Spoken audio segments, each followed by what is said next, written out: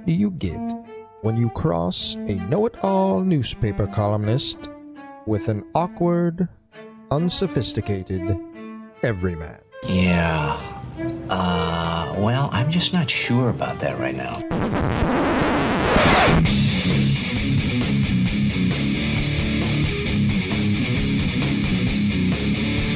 Welcome to Couch and the Roo.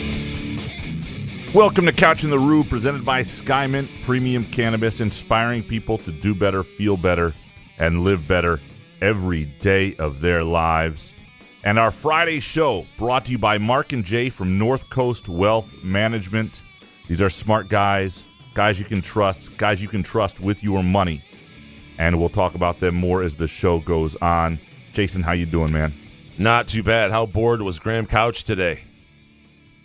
What do you mean? On Twitter, trying to rope me into some soccer shit, rehashing the old, there isn't a single commitment in college football yet, getting people riled up. I can just see you like, which take do I have in my arsenal that I can fire people up? I'm kind of bored. You can always tell when I'm like doing expenses for work or something that I have Absolutely zero interest As soon in. as I saw you try to rope me into this soccer shit, I'm like, oh, okay, Graham's having a good morning. I just had to, I had to poke the bear a little bit. And my favorite take, though, and I finally, I think, spelled it out well today because, Michigan State did have a fairly sizable lean. Alex Van Sumeren, the four-star defensive tackle recruit, is a pledge, I'll say. And so anyway, I just put out this tweet, said a reminder, there isn't a single commitment in college football yet for the 2022 recruiting class. Many pledges and leans, not one trustable actual commitment. But my favorite thing I wrote was just waiting for the first former college football player to explain in his divorce case that he thought a commitment was when you say you're committed and then consider a few other options, maybe visit them, then flip when you have a more attractive offer. I think that's where you really point out the absurdity of the college football system. And I don't think you're wrong. I just Correct. think people are sick of your I have a face for radio bit that you keep using this Right. college football player can't wait till they get married thing. I think it's the way it's presented, and people already hate you somewhat. So it just comes off as like, oh, God, Graham again. But you're not wrong. I agree with you. I just need a new audience. Right. I need to go on to some other. Just go on the Couch of the Rube account and just post it. Sure, that's just what our listeners want. Right. It's like Cade Cunningham Day, and here's Graham blabbering about some. I'm sorry, what day? Cade Cunningham. No, it's Anthony Rizzo got traded to day. No, that's a It will be footnote. forever remembered to me personally as Anthony Rizzo was traded. No. Anthony Rizzo, if he wanted to be in the sports section, he should have done it on a different day. Another great Graham tweet, just random shit out of nowhere. I'm like, who said Anthony Rizzo was going to be a big deal, even if the draft was like tonight? Anthony Rizzo going to be a big? I was like, what did Anthony Rizzo do? I just felt like being snarky. I've been in a snarky mood. I do like snarky Twitter Couch, though. It's fun. Yeah. No, it was fun last night, though. It was fun to see the Pistons have a moment like that, right? It was fun to see. The draft was so boring. It partly is boring because it's weird when the team you're most following has the number one pick. And then even 2s and 3 are sort of, set in stone a little bit. There's not a whole lot of intrigue, and there hasn't been. And I need after Wagner was taken, I was like, I was done with the draft. I didn't stay up for the second round. I had to get up for my own basketball game and woke up to find out Aaron Henry was not drafted. Right. And that I will take my Skymint edibles. Yeah, we'll get into that in the Twitter questions, which we're going to get to in a second. Our Groovy Donut Twitter questions. I didn't stay up for the Isaiah Livers pick or the Luka Garza pick, and I think these were interesting, good picks for different reasons. They're second round picks. I mean, it's different than the Cade Cunningham, which is a franchise changing. I mean, they have a starting 5 next year. Don't coach my team. Like if you look at, I mean, it'll be intriguing to watch the 3 number ones from last year, Jeremy Grant and Cade Cunningham, I hope, in the lineup together at points. Live, this is audio of Graham watching the draft last night. I mean, Zion was a big deal because he was a huge guy, and I just broke my chair. By the way, we got rid of that chair. My wife bought me a new office chair. Should put it up on eBay. Yeah, bids on that you should bad boy. see it in the garage. Like, it's got to be thrown out. It looks like it's amazing. It's amazing it was even still in one piece, like holding me up, because I had these giant pillows sort of as giving it extra cushion, and so I didn't realize how bad it had gotten because I had broken it further. Like another bolt had come loose. I mean, Zion was a big deal because he was a huge guy, and I just broke my chair. I mean, I'm surprised it just didn't pop off and like stick into the wall or something. Yeah, It was a loud pop. definitely a lot of pop. We are going to dig into your Groovy Donut Twitter questions momentarily here, and there's some great stuff today, as always, and we have stuff obviously to talk about. But there are 3 or 4 topics which we hit hard on, involving the conference expansion, some good Michigan State football stuff, Pistons, Tigers, and then the usual shenanigans, which you guys get into as well as anything. Before we do, quickly, if you have questions about investing for retirement, Social Security, saving for your kids' college education, anything investment related, Mark and Jay at North Coast Wealth Management can help. Let's say you have a 401k from a prior employer that's just sitting there. They can help you figure out the smartest use of those funds. Maybe you sold a business and received an inheritance, and you want to get that money working for you in the market. Mark and Jay can provide advice on how to best use those funds. These guys are strategic wealth managers. They're your interest first. They're not going to try and sell you on some hot product or investment trend. Instead, they're going to assess your specific situation and help you invest wisely based on your goals and needs. Doesn't matter where you live. They're in Southeast Michigan, but distance does not matter. If it doesn't matter to you, it doesn't matter to them. You can find them online at northcoastwm.com, northcoastwm.com, or give them a call, 248-626-2000, or email them, info@northcoastwm.com. All right, let's dig into these Groovy Donut Twitter questions. Eric Schultz up first. More surprising, Aaron Henry not getting drafted or when Deontay Davis fell to the second round? I don't know, for you, what was it? I think Deontay Davis, because I've said all along I didn't think Aaron Henry was going to get drafted last night. And what's funny is Davis is pretty much out of the league now. Right. But at the time, I was wow, second round. Neither was a huge surprise for me. I didn't think either would happen. I'm not saying like I predicted either happening. Like I thought Aaron Henry would get drafted. All right, Graham Stout. I thought Deontay Davis. No, but what I mean is in terms of level of surprise. In fact, I thought about tweeting it and just forgot. I had some other things come up. I had the softball game and all this stuff, but I saw Aaron Henry, the over-under on his draft spot at 44.5, and I just had this feeling. I was like, bet the over. Bet the over. I think he gets drafted, but I can see him sliding late 40s, 50s, and he didn't get drafted at all. I didn't bet it myself. I didn't put it out there. I apologize. I got caught up in some other stuff. But I would say Aaron Henry not getting drafted because I was covering the Deontay Davis draft in New York when he was there because that was the Denzel Valentine draft, who's from Lansing, and I was doing all this behind-the-scenes stuff. And you could just tell talking to people and during the interviews that people weren't that impressed with Davis as an interviewer. You know, they thought if there was ever a guy who really needed more time in college, it was him. So he didn't surprise me. I thought Aaron Henry had done enough. When you look at some of the other guys drafted, when you look at some of the things I've been told by people who would be in the I thought he was a draft pick, and he wasn't. That's why it should be more surprising. The way you were touting Aaron Henry should be. That's why I said you're going with Aaron Henry. I'm going with Aaron Henry. Okay. Yeah. Next one from Eric.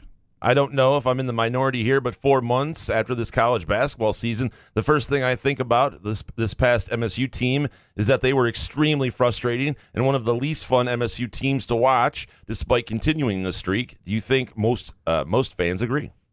Yeah, I mean, I don't think anybody is going to misses the season. Like when the season before it ended because of COVID, and ended with the final game being they went over Ohio State to win a Big Ten title, and who knows what Michigan State would have been as a seed in the NCAA tournament. And when the season ended the year before that with the win over Duke and then the loss to Texas Tech, like I think people miss those seasons. I think people love those teams, and it was like that was a lot of fun. I don't think anybody looks back at this season for a lot of reasons. One, it was this weird COVID year. You couldn't go to games. Everything. It wasn't a team that was connected. It's fun watching connected teams play. Michigan was a fun basketball team to watch most of this year. Michigan State wasn't. And they gritted out with Aaron Henry getting it done and enough, and just enough talent here and there, but they were not a connected team. They weren't a lot of fun to watch. I don't think it's a season or a group that'll really be missed as a collective. Last one from Eric Schultz, hypothetical. The current realignment continues until you have a college football super league of 20 to 32 teams. Is MSU one of them? If so, are they college football equivalent of Burnley FC in the Premier League with essentially no shot to ever compete for a title? So you would hope this wouldn't happen. And I saw a good tweet today by Marty McGee, or made a point on ESPN about the idea that college football should learn from baseball and NASCAR in terms of mistakes made when they were at their pinnacle and how that's hurt them.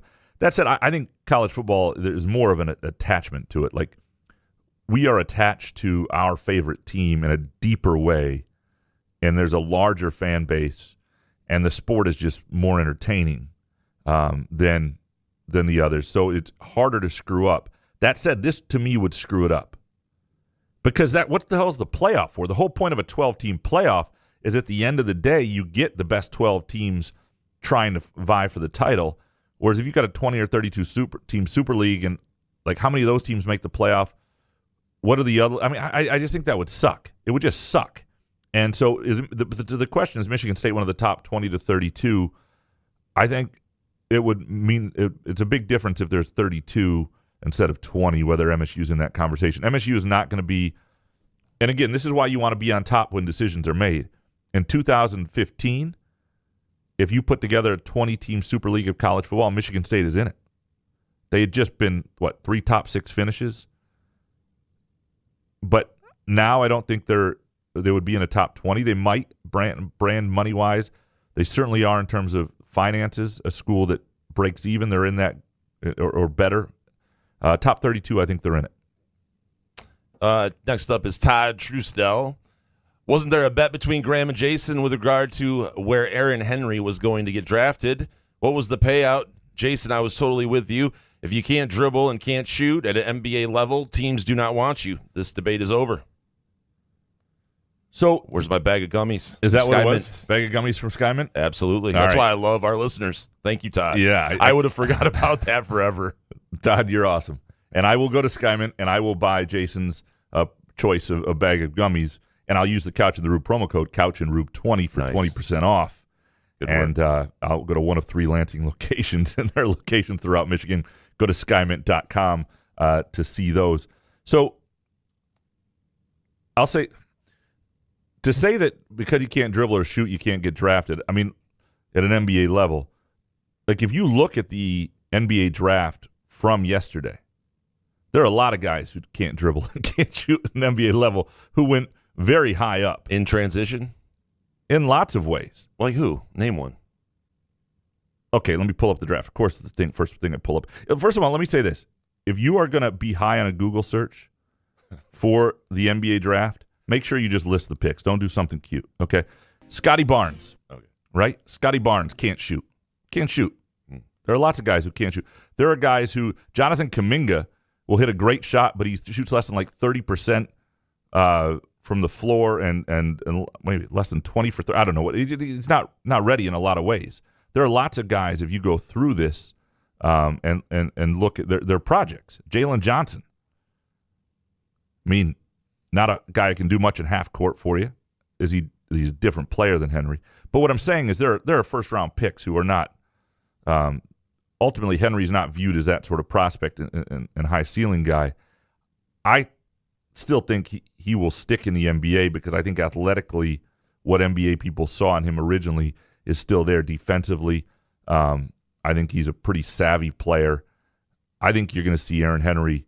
Now, he might be a top Europe guy because the difference between the top or the bottom or the top third guy in Europe and the bottom 2/3 guys in the NBA isn't that much. But I think you're going to wind up seeing him on an NBA. The average salary in the NBA is like $7.5 million.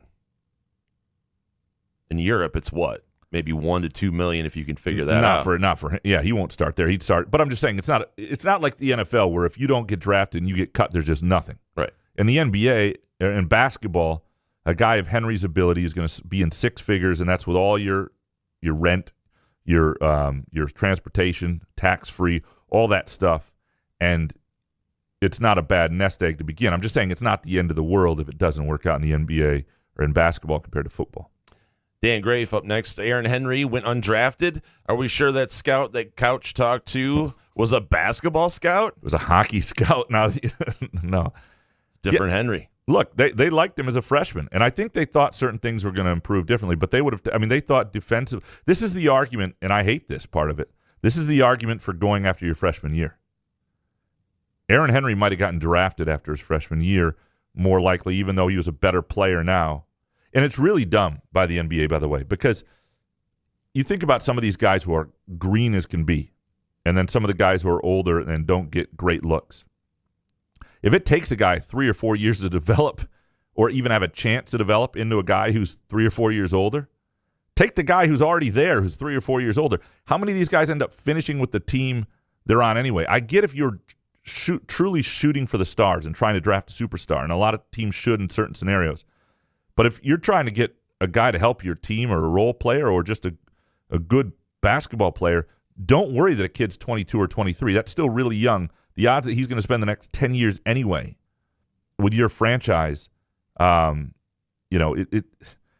you still want to get more value by drafting a younger player, obviously. Right, like Chris Duarte, right, who went to the Pacers 13. I think he's 24 years old. Really great player. I thought that was a great pick. And he will be better than guys who, he might be better than Jonathan Kuminga. How long does it take Kuminga to get to that level? I don't know. Yeah, there was a lot when you watch some of the guys get their hats and stuff. You're like, oh, there's a bust. Yeah. There's a lot of busts. Yeah. That's what it just seems like. I don't know. Next one from Dan. MSU has had one top 10 pick in 20 years. Do we see another top 10 pick before Izzo retires? Well, it's kind of up to the NBA because if you redo drafts, Draymond Green's a top 10 pick that year. So I mean, we're redoing drafts now? I'm just saying if the NBA fucks up, that's not MSU's fault. Please tweet that. Yeah. No. Come on. It's a fair question. I mean, if there will be, I don't know. It's been Jaren Jackson Jr. Let's see, Gary Harris was in the teens. Adrian Payne was in the teens. They've had a lot of teens. Denzel Valentine was in the teens. They've had a lot of those guys. Zach Randolph in the teens.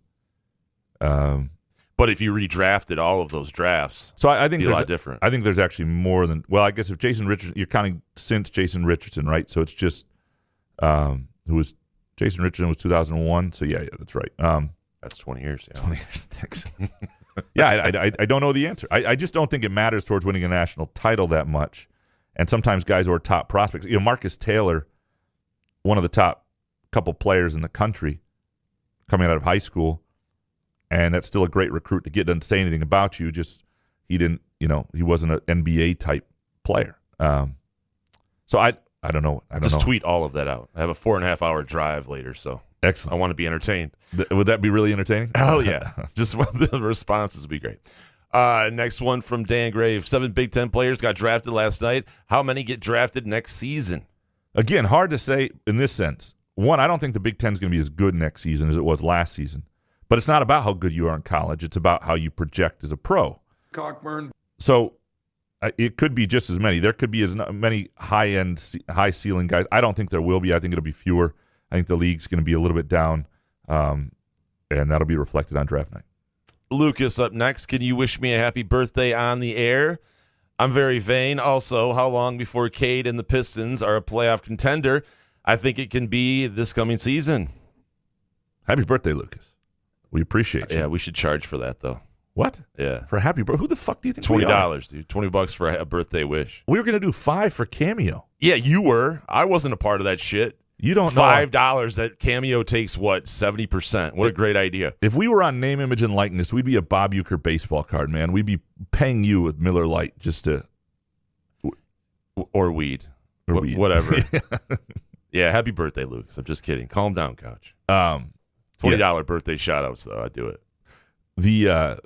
Happy birthday. I do think the Pistons can be in the playoff in contention this year because I don't think last year they were all that far from it. You look where Cleveland was, and we're talking now there are 10 teams, right? So Cleveland was actually in the hunt, and then they realized they weren't going to be, and they tanked to try to get all the way down and did a decent job of it. They got Mobley out of the whole deal. The Pistons, if they had played their regulars, would have been nowhere near where they were at the end of the season, and I loved what those young guys built. I absolutely think the Pistons will be, given year 2 for those guys, given Jeremy Grant playing every night instead of resting him, so you're tanking, given the addition of Cade Cunningham and who the other teams are. I mean, the teams that are vying for those last spots aren't that great. I think they absolutely should be or could be in contention for one of those 7 through 10 spots. And the reason it's important that they got Cade Cunningham is I think that might have happened with or without him. And then you're not going to ever have a chance to draft this high again. That's why they played it perfectly. It all went well, and now they got a chance to try to build around this core and take off with it. And you don't have to worry about tanking again and trying to do that again.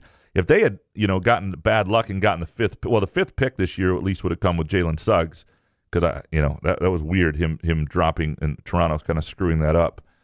And so maybe that would have been okay, because I think he's going to be a real star at the next level. But if they wound up with a 6th pick or something, they would have been in a spot where they were in danger of building something together that was mediocre and then being stuck in the middle again. Brett up next. Love the Pistons draft. What grade do you give the Pistons? Who is the most intriguing of the 3 picks? I'm guessing Cade Cunningham. Cade's by far the most Frankenstein intriguing. Garza. Yeah. It's definitely Cade Cunningham, right? I mean, even though he's the most, was the most obvious going in, even though the Pistons tried to keep the intrigue going. Like, Was Troy Weaver forced to take Cade Cunningham? Coming up next. I think we're all wondering, what Cade Cunningham will be at the NBA. Is he a superstar? I mean, yeah, absolutely intriguing. There is intrigue surrounding the other 2 guys. They're not guys who lack intrigue. I think the Luka Garza, for example, he was a very productive college player. Can he guard anybody in the NBA? If all he's got to be is a backup center against second units, and I think he'll be able to stretch defenses with a shot. I think he'll be a load offensively. Not really the style of the NBA that a lot of people play anymore, but it's still intriguing. And same with, but it's got to be Cade is the answer. Jim Harden up next. Should the Pistons trade Jeremy Grant now? Right now, is market value maybe it's at its highest? No. Because I think But Jim's right. His trade value would be at its highest right now, right? Correct. Because first of all, his contract is reasonable as heck. He had a great year. He makes $20 million a year, which may seem like a lot, but it's really not in his sphere. I mean, he's a borderline all-star guy. Evan Fournier makes like $35 million. Right. Yeah. There's a lot of crap making a lot of money in the It'll blow your mind. Yeah. But the other thing, it's sort of like where the Tigers are, where at a certain point you're trying to win and have a winning culture. And to me, having a high-end player like him, you only trade him if all of a sudden you realize there's duplication or it's getting in the way of the development of other guys. To me, having a guy like that, now you're trying to, have some, you don't have to lose right away. Usually a number 1 pick, like Cade Cunningham, comes onto an awful roster and they win 24 games that first year, and they come up in a losing culture. I think you start to create expectations in winning, and even if all that happens is 2 years from now, Jeremy Grant goes somewhere else and you just had him for 3 years, if you're developing something with the rest of that core and he's a piece of that, I'm okay. The other thing is, at the end of next year, he'll have 1 year left on his deal. I think he might still have an incredibly high market value. Next one from Jim. Which team had your dumbest draft selection? Mine is Barnes at 4. Dude can't shoot, and his mechanics are all effed up. Glue guys who can't shoot now go number 4 in the NBA draft. Yeah. I didn't like that pick at all. I mean, I think Scotty Barnes is a really intriguing prospect, and there's a combination of a lot of different. I mean, he's kind of a freak player. Like, there are not a lot of guys like him, and so I understand that. But Jalen Suggs, to me, is got an it to him, and I think he's going to be a terrific player. I love what the Magic did in the whole draft. I think they had I think Wagner was a good pick for them. Josh Giddey, the Thunder, taking the Australian. I know. I didn't hate that one as much. I don't know anything about him. I just see. I loved his highlights. I see gumpy white guy from Australia. I'm like, bust. But yeah, to me, if you skipped one of the guys who was considered a top 4 dude for somebody else, you better be right. Davion Mitchell, maybe one of those guys that was skipped on. Yeah, going 9th. I mean, I like Mitchell a lot too. Who knows? But once you got to me, there were 4 guys who had the potential to be real stars. And again, we say this, and yet a couple years ago it was the 4th and 5th pick, right? It was the 4th and 5th where Trae Young and Luka Doncic went back to back, and those guys are clearly traded, the best. Yeah, I mean, so sometimes we just don't know. Jim, with this one, other than Cade to Detroit, who was your favorite pick? Mine is Moody at 14 to Golden State. Yeah, Golden State had an interesting draft. I was surprised they took Kuminga because you're trying to win, now. But I like Moody. I like Moody a lot. I mean, obviously, Jalen Green, I think the Rockets are in a great spot. And I think the Cavs, too, getting mobile. I think all 3. I mean, the top 3 picks in this. And look, the Magic, it was an easy pick, but it was a smart pick. I love what they did. I think Wagner's going to be a good pro. I like Davion Mitchell at 9. I don't know. Did you have a favorite one that you? Not really. No, I figured. Yeah. I cashed out after the Wagner pick. Nick Palmer, would you have taken Jalen Johnson in the lottery? No, I think there's a lot of questions about him. I mean, over who? Right. Yeah, and I thought he went. I mean, even at 20, I wasn't sure I would take him. I liked Keon Johnson, who went after him better than Jalen Johnson. Keon Johnson, I thought the Knicks should have got rid of that pick because that was a great pickup by the Clippers. Gavin Haas up next. How is Detroit supposed to survive the championships that are coming to the city? Hell yeah. We'll find out when it happens, Gavin. It's a good problem to have. It is. Well, we got to get to the problem first. Yes. It's not to get too excited. But it does feel like, I don't think that there is any more enjoyable thing than the initial rise of something. Like if you're an MSU basketball fan and you think of the way you felt in like 97, 98 when Cleves and that group was winning the Big Ten title for the first time and they're on their way up as a young group, or you think about the MSU football team in 2013 or even a couple years before that when they were the Big Ten championship against Iowa. But those are later even in it. But I'm talking about the initial rise. And so I think what's going to be fun is even as there's some heartbreak and even if there's some coming up short, the fact that it looks like a number of the Detroit teams are going to be competitive coming up here. I mean, the Tigers already are. They're a competitive team right now. But, I mean, they're beating up on worse teams than them, but they're not awful anymore. The fact that the Pistons are going to be interesting. I think the next 2-3 years are going to be a lot of fun in Detroit as teams build and they're sort of building together, which is good because they're all awful together. And the Tigers are playing some awful baseball teams, but it is satisfying that they're beating those teams. So can I tell you a really bad gambling story? Yeah. Buenos tardes. It is time for the Detroit Tigers Gambling Update with Gramanito Couch and Jason Nee. No one wants to hear a good gambling story. Yeah. So on Monday, I'm checking out of here, and I'm like, the Tigers are on. It was a 2:10 start in Minnesota. So I didn't get in on the start of I didn't bet the start of it. I was like, gonna have it on while I was working in the background. I'm like, you know what I'm gonna do?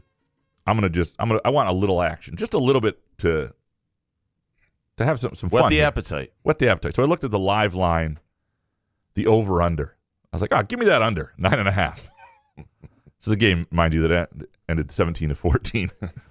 And then there are a few more runs. The line jumps to 12.5. I'm like, oh shit, I'll take that. Give me that under. I chased the under all the way to 15.5, and then I'm like, I don't know what's going on here. So I made 3 losing bets on the under. And then you bet the over? Live. No, I didn't. Lost that one? I just eventually was like, this is ridiculous. But I made 3 live bets on the under and just watched these horrific pitchers for both sides. I mean, it was one of those days that the Tigers and Twins both should have been sent down to AAA, their bullpens. And it was hard to watch. I mean, I can't believe I had Tigers plus 1.5, and I had to sweat that. They would have. In fact, if the Twins hadn't screwed it up in the top of the 9th, the Tigers would have lost that game because then they gave up 3 in the bottom. I mean, there was Soto. Everybody was awful. Everybody was god awful. They had a 10-0 lead, and you had to sweat that. Anyway, that was me wanting. This is why you got to be careful with action. And usually, I wish you would have tweeted that as like advice. I do think no, I'm not going to sneaky bet here. Bet the under on the Tigers on that day. Just kidding. And I do think a lot of times there is value if you see a game. You can see sometimes how a baseball game's shaking out.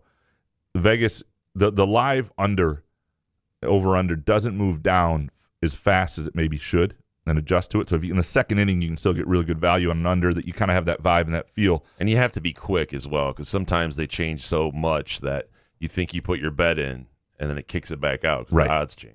But I obviously misread that. There were 31 runs scored. I had 9.5, 12.5, and wasn't much of a sweat. And it was not. No, I didn't even have to watch the end. At the end, I was just pissed off at both teams. That is a story we're telling, presented by our friends at Midtown Brewing Company, 402 South Washington Avenue, and they've got brunch, great brunch on the weekends. If you're looking for a place to go to, they've expanded the brunch menu to mimosa flights. It's just a great place to kick off your weekend. If you want to sit outdoors, they've got a covered outdoor patio section that's great. Indoor, it's airy and cozy. I don't know how to completely explain the vibe, but it's just absolutely awesome and an outstanding menu, great drink selections. And also, Midtown Brewing Company is hiring. So if you know somebody or you yourself are looking to get into the restaurant business, I'm going to tell you, it's a place where the workers I've seen enjoy each other. I think it's a place where people bond. It's a good place to work. They're good guys to work for. And go to Midtown Brewing Company on Facebook, and there's more information on how to do that. And you can take a look at their brunch menu as well. All right, back to the Groovy Donut Twitter question. Next one from our friend Gavin. Which Detroit team will be the last of the four to win their next or the first for the Lions championship? So which would be the next to win a championship? Right. But he's saying, obviously, the first Super Bowl would be the Lions' first one. Right. So who's your guess? The last team will be the Lions, I would have to guess. Who's the first? The first, man, that's a good question. I would say the Pistons, maybe. It feels like that with the I just feel thing, like right? the NBA thing, you can kind of flip it around a little bit and maybe make it NBA Finals and maybe get one like the 04 team did. I mean, I want to say the Tigers, but who friggin' knows? The Red Wings, I don't know anything much about it, so I would definitely. The thing about once the Red Wings, but it has to be the Lions last. Right? And once you become a playoff team again in hockey, the 8 seed wins it half the time anyway. So they just got to get back to that level. The Lions are last. I think the other three, though, you can make an argument any which way, because even for the Pistons, as good as they get here in the next few years, you have to pass people, and there are a number of really good teams out there that aren't going anywhere. Like the Bucks aren't going to get awful. Like you got to get better than them. But now the Lakers have like a complete all-star team now. So is that are they going to be good with that? I don't know. I don't know how that's going to work, man. I don't know either. Gavin, with this one, what's a better feeling than what us Detroit fans are feeling right now? Well, good sex, but Gavin, you're too young for that. So I would say 15. I thought kids were having sex by now. He's probably behind. I would not recommend it. Now, I would. Dad listens, dude. too. If I was 15, his dad probably would pat him on the back. No, that's not how this works, dude. Man. I believe a lot of parents listening. Dude, Gavin, don't do it. Check out those teachers, Gavin. Don't do it. Those my teachers God, get in trouble all the time. Fix this in post. Holy crap! You're telling me 15-year-old Graham Couch, if it was presented to him, you wouldn't have taken sex from a teacher? You're full of shit. No comment. Gavin. Vanzi up next. Has Michigan with Juwan Howard surpassed Michigan State in the state as the premier destination for players who are wanting to go pro? We will answer that right after this break. Couch in the Rue, presented by Skymint Premium Cannabis, and our Friday show by Mark and Jay from North Coast Wealth Management. You have an annual physical to make sure you are healthy. What do you do to make sure you remain financially fit? Mark and Jay at North Coast Wealth Management specialize in thoughtful and objective investment guidance designed to keep your finances in shape. Call today at 248-626-2000 and ask for either Mark or Jay. Securities and advisory services offered through LPL Financial, a registered investment advisor, member FINRA SIPC. Wherever you are on your cannabis journey, let Skymint Premium Cannabis be your guide, your friend, and your place. Whether you're curious about cannabis or a seasoned connoisseur, Skymint's knowledgeable staff will help you with a vast selection of products to choose from to fit your needs. Skymint believes access to the best cannabis helps people do good and feel good, so they grow it right here in Michigan, giving you high-quality, locally grown cannabis at highly accessible prices. Visit skymint.com for special offers and location information throughout Michigan, and use the promo code CouchAndRube20 for 20% off your first visit. Skymint Cannabis. You'll love this place. Come enjoy irresistible, award-winning, handcrafted donuts and locally roasted coffee at Groovy Donuts. Surprise your family or coworkers with special holiday designs and flavors, or put the perfect finishing touch on an event with a custom order. Birthdays, weddings, gender reveals, our friends at Groovy Donuts are your answer. Experience the Groovy Donuts difference for yourself on Lake Lansing Road in East Lansing or in Williamston. Get more information or place an order at groovydonuts.com. Where else can you cheer on your team? Enjoy a mouth-watering burger or savory sushi. Sip on handcrafted cocktails or one of 46 beers on tap. Take your game day or date night to Cask & Company Kitchen Bar or Front 43 Neighborhood Pub near Frandor. Two amazing places with one awesome blended modern American Asian menu. Catch the game on one of 30 60-inch TVs or stop in for the all-you-can-eat lunch buffet. Enjoy happy hour or elevate your night out at Cask & Company or Front 43 on East Saginaw in Lansing. Couch in the Rube podcasts on Spreaker, iTunes, iHeartRadio, Spotify, YouTube, Facebook, Google Podcasts, CastBox, and the Rube's favorite, Podcast Addict.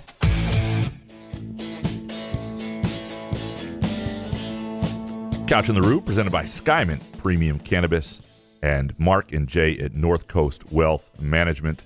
Digging into your Groovy Donut Twitter questions. The donut of the week right now at Groovy Donuts, chocolate-covered cherry.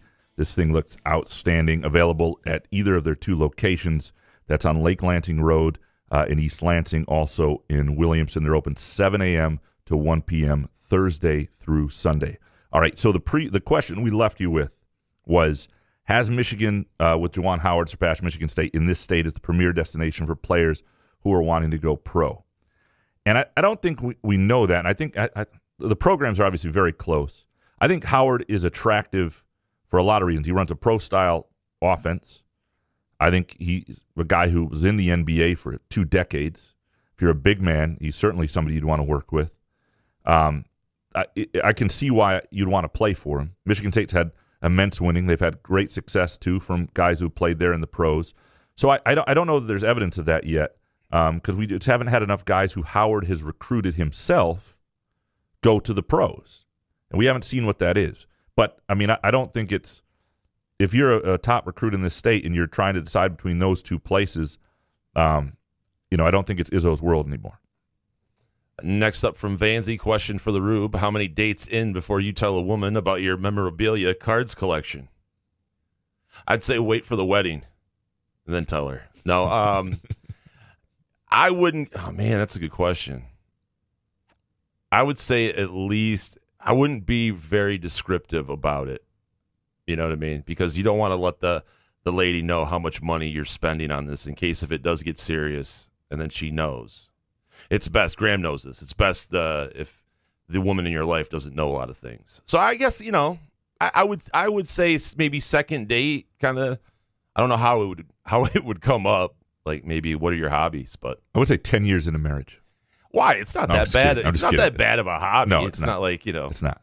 I dress up like a Furby or something. Here would be my thing. Make sure there is a sign that she really likes you first. Yes, that would be a good. So idea. when she is forming the idea about what she thinks about you, like there were lots of signs with Elizabeth that I knew, and there are little things. Like at one point, she and her mother, she had been in Kalamazoo as a senior in high school when I started at the Kalamazoo Gazette in 2005.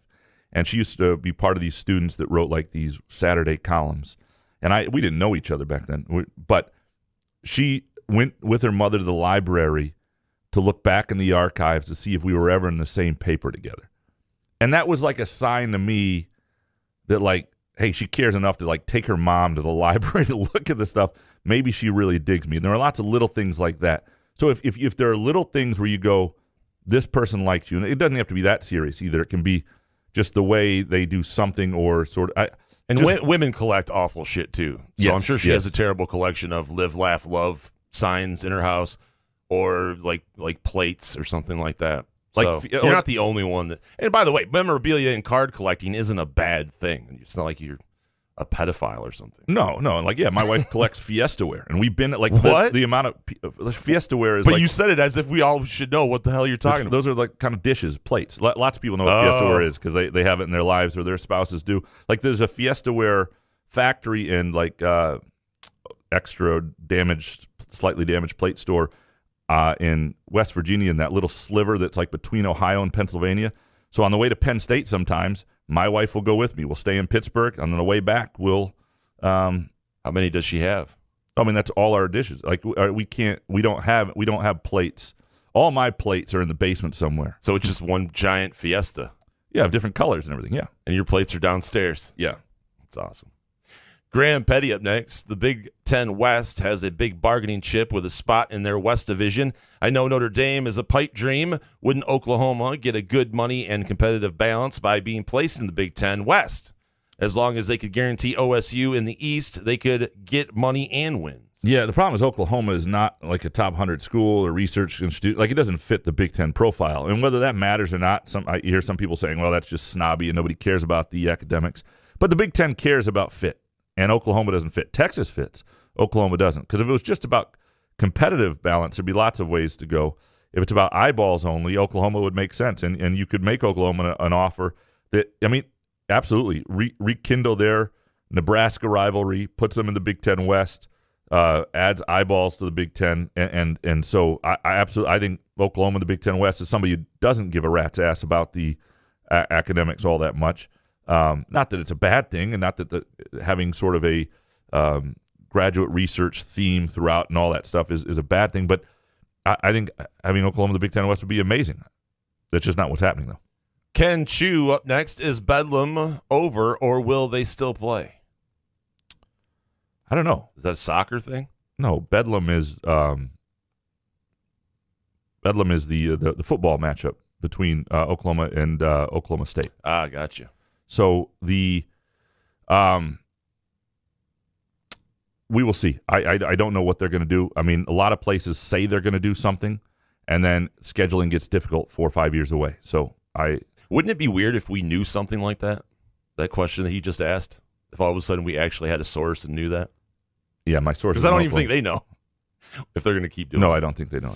Ken, with this one up next. How come when I like a tweet, sometimes it makes a noise and sometimes it doesn't? I learned Twitter from Izzo. I don't. I mean, maybe you have your phone turned up. I don't know. Does it sometimes do that for you or not? I don't know what that is. I don't have any sounds turned up. I don't think I have. So I haven't even. I don't know what that is, Ken. I mean, maybe. Maybe the Skymint is in you. Yeah, that's happened to me where I could have swore there was somebody's watch going off when I was watching a game the other night. Ken, blink twice if you're high right now from Skymint. Can't tell. Maybe says, I have 1 day left in Northern Michigan. What do I do? So I reached out to Michelle, and she is she's in the country not far from Petoskey. And Petoskey's a cool town. Almost took a job there, beautiful in the summer. But if I were in that area, I would work my way up, if you haven't been up M22 yet, to like Northport and Leland and Sutton's Bay, and just hang around those towns for lunch and dinner and drinks and the views and all that stuff. That would be my play for it's a little ways from Petoskey, but it's not that far. It's just on the other side of Traverse City, and that would be the way I would spend my time. Roll a blunt, take a lot of photos. Next one for Maybe Meeby. Who is the worst gift giver in your life? Worst gift you've ever received? Who's the worst gift giver in your life, Jason? It has to be my grandfather, John Arnick II, because he hated Christmas and told me once, he leaned over and whispered, he goes, when Grandma dies, so does Santa. I never laughed so fucking. We hated each other, but I laughed so hard at that. One of the funniest things that Deadbeats ever said. But, yeah, he was the worst. And my grandma, Nick, she was really good about giving cash. She had to hide it from my grandfather, so she'd put it like in the right pocket and then whisper it to me when I left. She's like, right pocket. But she would get me the same thing every year, like a golf shirt, because I said I wanted a golf shirt one year, so the next 5 years I got golf shirts. So rest in peace, Grandma Nick, but it was awful. That's amazing. Yeah. Good story. Steve Beckman up next. Now that Graham has experience playing goalie against penalty kicks, what does he think the rules should be when Jason joins the context next summer? Shots from further back, both of you in goal at the same time. No pregame Skymint for Jason. You definitely don't want the Skymint pregame. Fuck that. You can't. I am taking Skymint. I'm going to be blown out to the gills doing this. We would collide too much. You don't want to be both in what if we just goal. like held hands though, like spaced out? It would be better in some ways if it's further back, but it wouldn't be right. I mean, I think ultimately, first of all, it's got to be a women's team because that's where the original thing came from. Can we put it where Rapinoe kicked it today? That's where it would be. That's put it 4 feet away from the goalie. That was me. That was where they were. What do you think Phil's shot against me was? Those are close. That's a penalty kick? That's a penalty kick. 12 yards. It's nothing. I could still stop Phil Friend, though. There you go. Well, it's got to be Phil Friend and a women's side and several high-level women's players. That's what it's got to be. Listen, I go by the rube. Haven't I done enough? You have to see me like fall flailing on the floor. On the grass. David Jackson up next. Is Pat Fitzgerald protecting his ass because he expects to lose when he asserts that Michigan State has a big advantage because all of the new players? Doesn't this mean that having 0 returning starters is better than returning 22 starters? Only if, it's the old Judd Heathcote line, right? There's good news and bad news. The good news is we've got everybody back. The bad news is we've got everybody back. If your team sucks, you don't want everybody back. I do like the money line. I don't know if you can take the money line yet with Michigan State because because I think they're a 6-point dog against Northwestern. That game to me is a complete toss-up. You never know what Northwestern's going to be from year to year.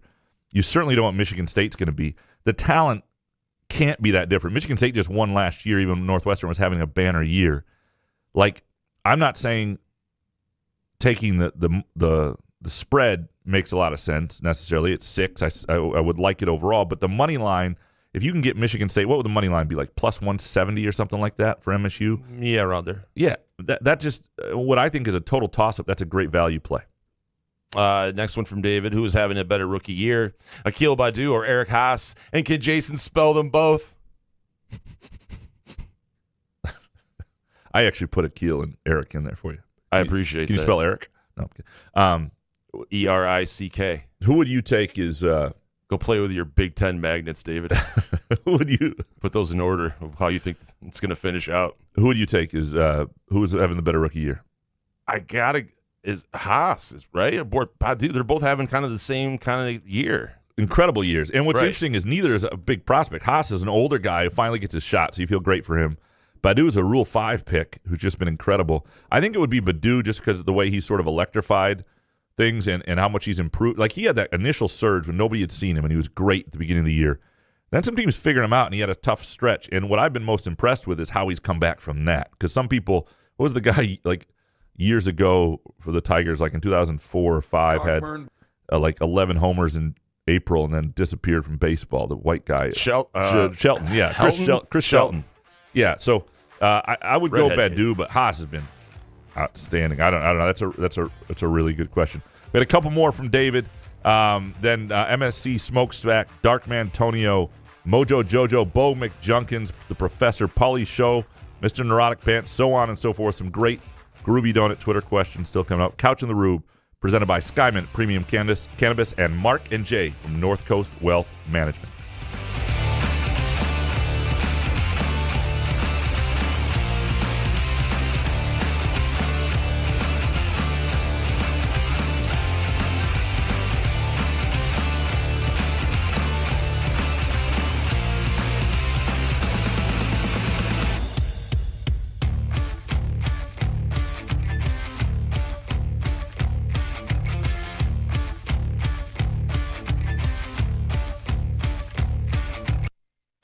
This is Mary Stucco with Education Unfiltered. Education is so important, and it doesn't mean you have to have a bachelor's degree or a master's degree or a PhD. It's really about what is best for you and what you need to take, whether it's a certificate or studying something in the trades or you need an associate's degree to further develop yourself. There's a great opening for people at all ages and at all stages of life who are looking to go back into education and redevelop themselves. Check out my latest podcast with Davenport University and Lansing Community College as they join forces to host an online event to start or finish your degree.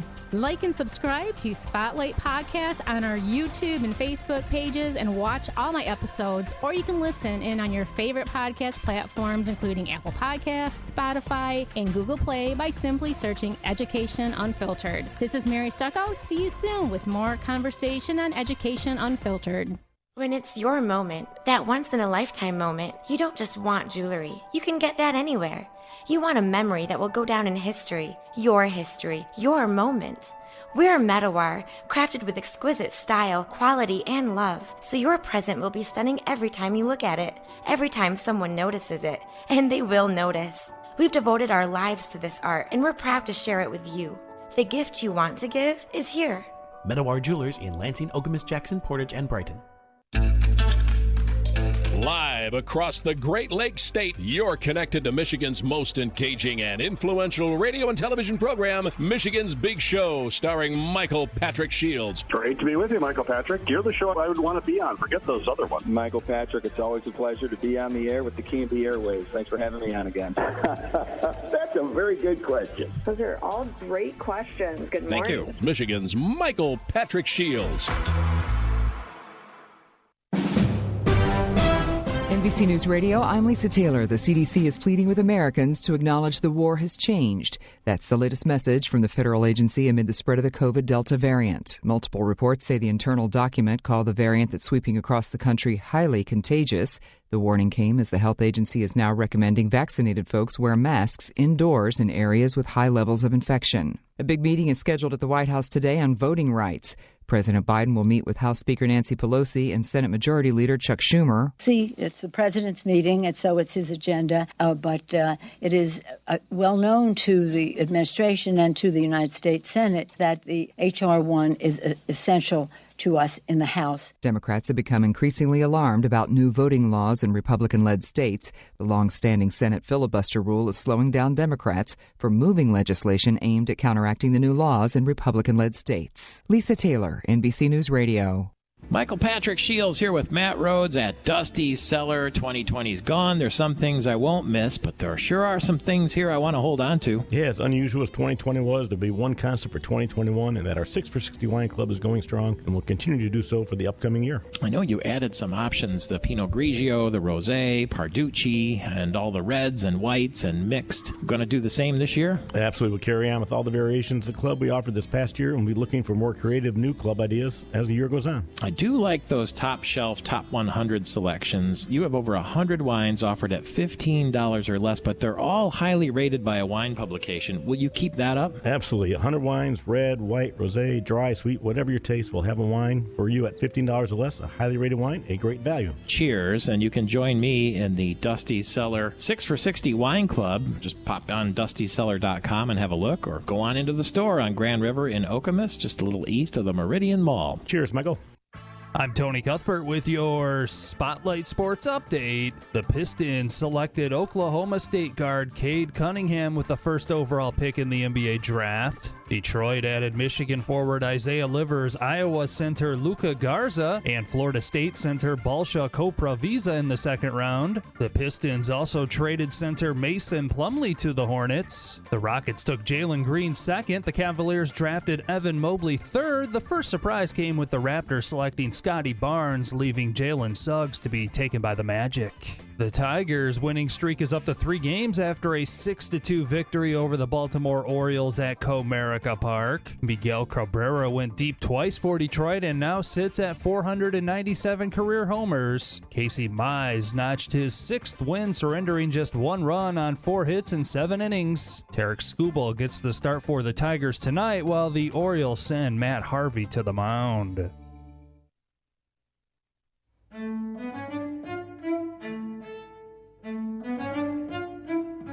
What do you get when you cross a know-it-all newspaper columnist with an awkward, unsophisticated everyman? Yeah.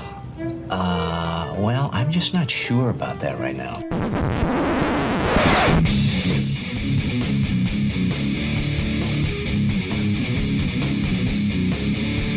Welcome to Couch and the Rube.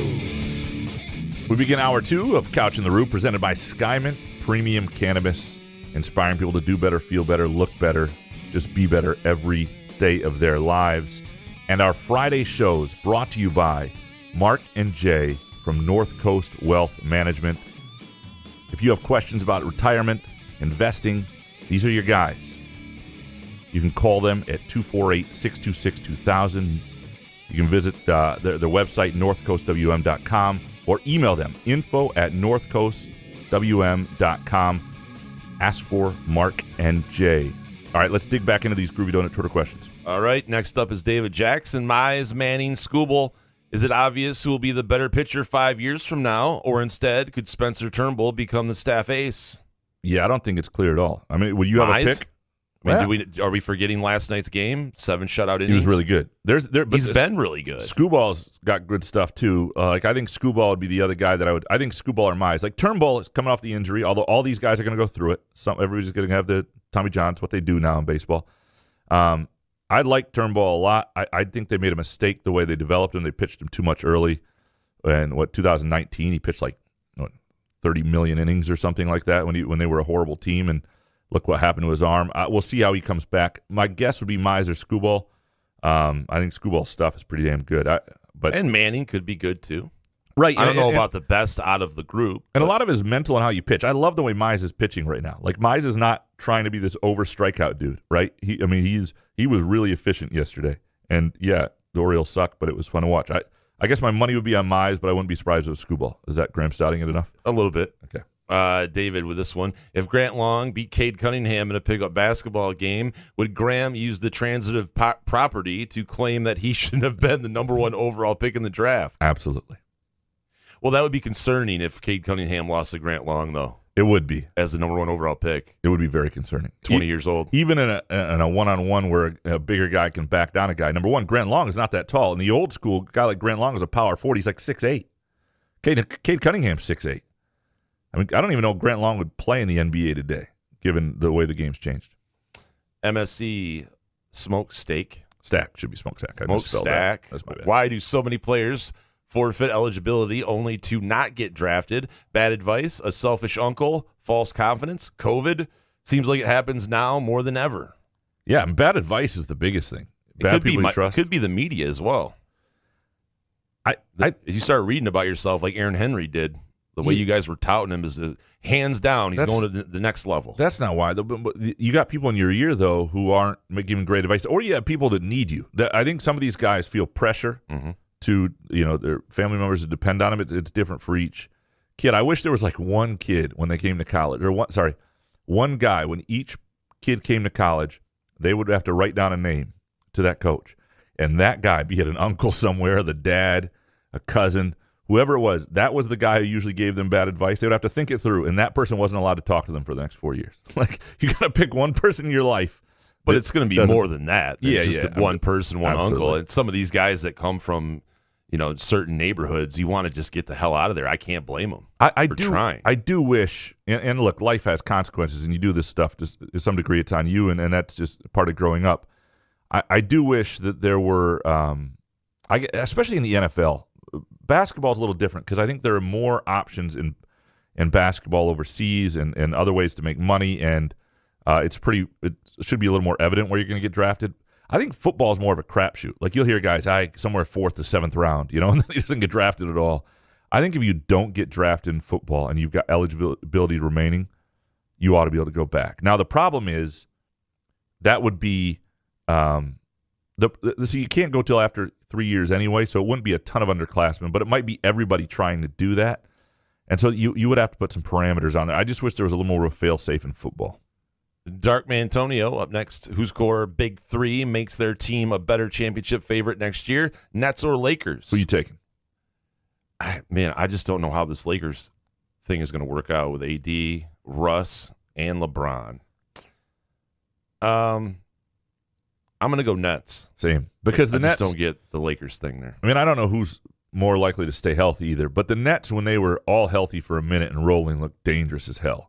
And the Lakers didn't get that this year, but I don't know. Why are people surprised that the Lakers are doing this? LeBron didn't come to L.A. to just sit around and play for a 7th seed. They're going to have to make moves. It was a great trade for both teams, I thought. They weren't going anywhere with Russell Westbrook. It gave them some flexibility. They didn't give up a draft pick. They got and Bradley Beal hasn't asked out, which has been interesting. Soon. Right? Next season. Well, he hasn't, but that's interesting that he hasn't. A lot of guys would have. And so I think this was in the Lakers. You're trying to win now, and I understand Anthony Davis isn't that old, and he may have a second run with you with a different and iteration, he's going to miss 35 games, so it'll just be LeBron and Russ for a while. But yeah. To me, you take a shot. Does it all work? I don't know. It's certainly a much more one-on-one team but I also who they get rid of it? KCP in that trade. I'm not a big KCP guy, so that was a good move. Dark Mantonio with this question: is Beeline the main reason Livers became a Piston? That's a really good question. We were thinking about having James Edwards on today. They had right now as we're recording this at 2:00 Eastern time on Friday, they have a press conference. So we're going to have James on next Wednesday. We'll get into everything with the Pistons and what he knows and how things came to be. It probably doesn't hurt that Beeline, who recruited Livers and coached him, and I think they have admiration for each other, is in the organization. But Troy Weaver obviously wouldn't make that pick either if he didn't agree. And I think Livers is going to be a really solid pro, savvy guy, rotation guy, and I think he'll be a guy who can hit shots, who was a rotation guy for the Pistons for a while. We're dropping MFers now? Dark, with this question, which Wagner do you consider to be the best basketball player? Well, it's Franz by a ways, right? I mean, Mo kind of washed out of the NBA already. I think Franz is Franz higher upside with Franz. Way higher upside. Next one from Dark. I know we get lots of big stories going on. NBA draft, the Olympics, college conferences are changing, but I am going to do a July, not much sports are going on kind of question. Who is on your Mount Rushmore of D'Antonio players that he recruited and played at MSU? So this is, I think Darqueze Dennard is up there. Do you go Connor Cook? Connor Cook is on there. I think you have to. Yeah, that's a really, do you go? That's a really good question. All right, hold on. Give me 1 second here. I got you. Thank you. Okay, I'm ready. Oh, man. I didn't get much of it. Darqueze Dennard, I'm putting on there. Connor Cook is on there. He didn't recruit Javon Ringer, so that Ringer doesn't count. Kirk Cousins, so this is out of my top 50 list. Kirk Cousins and Connor Cook will be the next two guys. Connor Cook before Cousins in terms of the career. So do you have two quarterbacks? So it's Cook, Cousins, Darqueze Dennard. The next guy that he recruited that's on my list, Jalen Watts-Jackson. And again, this list was not no. I would go all the way down to like a Jeremy Langford, L.J. Scott, Max Bulla. I mean, Max Bulla is an interesting one because of the way he finished, but Max Bulla certainly is, in terms of importance, not L.J. Scott. It might be Le'Veon Bell. Jack Conklin, although he didn't really recruit him, he was a walk-on. Darian Harris. You're just saying names now. Yeah, well, I'm trying to get this thing. And that sometimes their pitching wasn't great. The Tigers are loading up with arms, and now they're getting some position players in there as well, and they're going to sign position players. For a while, I really hated the Tigers' method, but it seems to be coming together a little bit more, and they found some position players that you maybe didn't know were going to be position player dudes that were going to be part of the future, that are going to be part of the future. So I actually don't hate the way the Tigers have done it. It took too long. I still don't fully trust Al Avila, but I don't hate the way where they are. And as long as they're willing to now do what the Cubs did with pitchers, they got to go out and spend on hitters. But yeah, no, it's. I mean, it. I don't know exactly how it all happened, but it is remarkable that they didn't get a longer run out of it. I will always remember where I was when Anthony Rizzo was traded. I will remember where I was when the Cubs won the World Series. I was in a bar in Chicago. On apparently it was wow, one-upper. Okay, on my birthday. All right, cool. Bo McJunkin's up next. I bought MSU versus Michigan tickets this season. I'm not going to be able to go, am I? Thanks, Uncle Ned, and all your well-researched, non-mainstream media, unbiased news source from Facebook that shows the real truth on vaccines. Darwin is coming for some of these people, and it's sad. I'm a little concerned about football season. I'm because it's an outdoor deal. I mean, you do see what happened to the Faster Horses Festival. I think that's up to like 66 cases. And there will be some cases that come from – they're going to try and play, and they're going to try and have full stadiums at MSU. What I need to look into when I get back a little bit is MSU is sending out offers for partial season ticket plans, which means they have not sold as many season tickets as usual. Given how much there is a hunger for MSU football, for a real season, for people been away – that tells you there are still a lot of people who are nervous who aren't coming back this year yet. And so I'm very curious to see what it looks like. I'm getting frustrated because I really, really want something that's a little more normal. I want to be at games. I want to do real interviews. I don't mind Zoom for certain things. I do not want to do another Zoom Groom interview in my whole life. I want them to exist forever. You do. I know. Can I ask Captain COVID a question? Now, I'm going to the National. It's the biggest card show in America on Saturday. 440,000 square feet. A lot of sweaty dudes wearing Crocs. Should I mask up even though I'm vaccinated? And I'm being honest. I will take your advice. No, it's a fair question. Treese and I were talking about it, and I was kind of leaning towards wearing a mask. Yeah. Even though I'm where is it? It's in Illinois. Where it's in near Illinois? Chicago. Okay, which near? But a lot of people are coming from a lot of places, right? Is the thing. That is true. Okay. All over the country. I have not been wearing one at all unless I was at a funeral last week and they wanted people to wear them. And so I did. And there have been a few situations where that's been the norm. But in that case, I don't know. It depends. I guess it would depend on how I feel. Like, I would take one. If you get in there and it feels like it's jam-packed with people, you're I've indoors. seen videos and pictures. The ceilings are low. It's high ceilings, but there's going to be a ton of people at this Yeah, thing. I would be. I don't know. I mean, there aren't that many breakthrough cases, but you see what happened to Ryan Field and the former Fox Sports Detroit guy, MSU grad. But he's not like super sick. It doesn't get you super sick, is what I've. Well, he got really read. sick, but not. Yeah, right. It's not sick like hospital sick. Okay. So I mean, but you do have diabetes. I do. Thank you for reminding Yeah. me So that. like I'm saying, it's not. You're not. I don't know. I would play it based on my vibe. Did I you have just not been wearing Graham one. Stout my question about COVID to wear a mask? Yeah, I did. If you bring it with you. If I was in Bay City, Michigan, I'd wear one. You'll get on Twitter and flamethrow about COVID, but Graham Stouts me on it. Next one from Bo McJunkins. If you were a baseball commissioner for a year, what would you do to improve the game? As long as you're not Rob Manfred, you're hired. What would you do? Steroids, legal. Yeah, let them go back to doing whatever they're doing with the ball. That was fun. It was fun then. And let them have the spin rate on the ball, too, so they're not tearing up their arms trying not to have it. Stick 'em, roids. So, yeah. See who wins. The pitchers can have the stick 'em. Stick 'em versus roids. Yeah. Right? No. I don't know. What would you do that would make it – what would about baseball would make you watch more games and get more into it? I definitely the batters are not allowed to take – there would be like a shot clock on the batters. Yeah. The routines that some of these guys do that step out of the batter's box. Same with slow pitchers. Like Sure. you got to it's some Pitchers of that and stuff's brutal. batters. Yep. Yeah. You got to pick that up. And I don't have a problem with I don't know, mound visits to a degree. Maybe mound visits I don't want like after this I'm a little shell shocked after the 17-14 game. Like I don't want that game ever again, especially when I have the under. It was kind of fun when you had a +1.5, but yeah. Next one from Bo. What is the one thing the general public does that drives you nuts? Mine is people that block up aisles at the grocery store talking.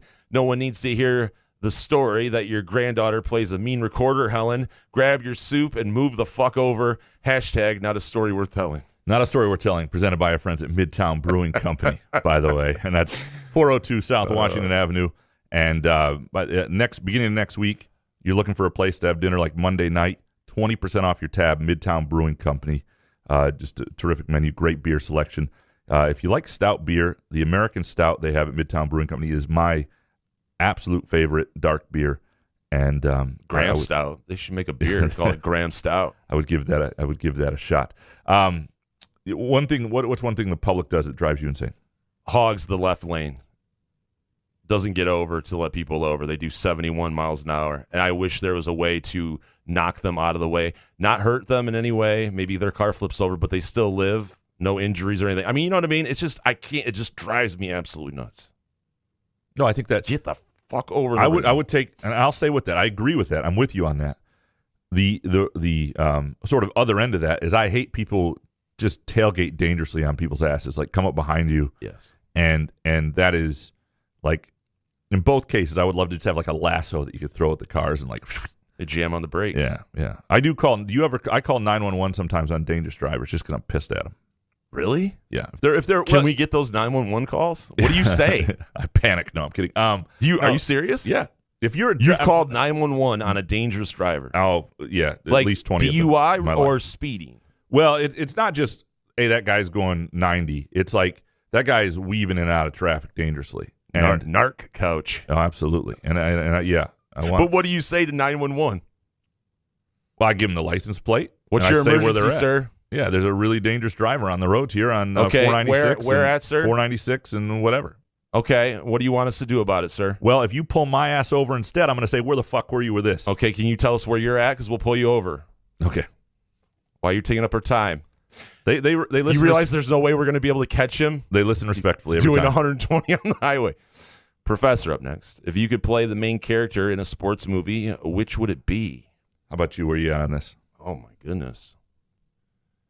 If you could play the main character in a sport in a one that's already been made. So I think the key for me here is attractive co-star. Right? Is that where? I mean, that to me is where we're going. That's where you're going. That's where I'm going. All right. So like, for the love of the game, was it Kelly Preston? I was a big fan of her back then. That would be. But that's who you'd play? No, I'd play Kevin Costner's character to be opposite her. Yeah. Right? I mean, maybe Tin Cup, Rene Russo in her prime. Yeah, I would love to play Shooter in Hoosiers. Play the drunk dad, Dennis Hopper's character. Why, just so you get drunk and get paid to act? Yeah, and jump around on the bed and say, no school this small has ever won a state championship. I still can't believe you called 911 on people. That's funny. Next from Paulie Show. Graham, of all the people you've interviewed, who stands out as the most misunderstood? And Jason, of all the bad decisions you've made, which one is the most regrettable? So this is a great question, both of them. And I've been thinking about it since I read this a little more than an hour ago. Because it's a hard question, because one of the things that happens, you start thinking about people, but if you've truly interviewed them well, or people have gotten to know them, they're no longer really misunderstood. And then there are people who are exactly who you think they are. Connor Cook is exactly who you think he is, right? There's no misunderstanding with him. The guy I always point out was one of my favorite interviews was a guy named Jerome Harrison, who played for, and I've talked about this probably before, played for the Lions, and he had the tumor. It ended his career, brain tumor.